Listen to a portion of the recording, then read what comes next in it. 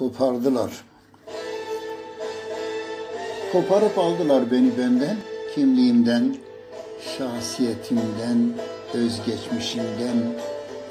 Attılar zindanlara, işkenceden geçirdiler.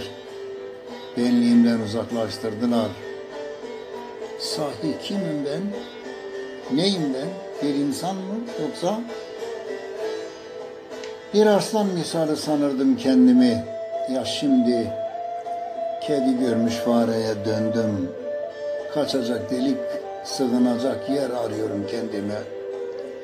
Şu uzay boşluğunda yerim kalmadı. Bir kuru yaprak gibi rüzgarla savruldum.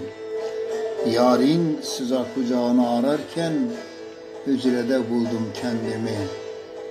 Aç kaldım, susuz kaldım, uykusuz kaldım, yersiz kaldım, yurtsuz kaldım bir sevda uğruna. Çilekeş oldum duvar diplerinde. İçesim var, içmek istiyorum, sarhoş olmak, belki de vefasızı unutmak için. Ama olmadı, yapamadım. Ben zaten sarhoşum. Ben zaten sarhoşum vefasızın aşkından. Her şeyimi terk ettim. Hatta kendimi bile.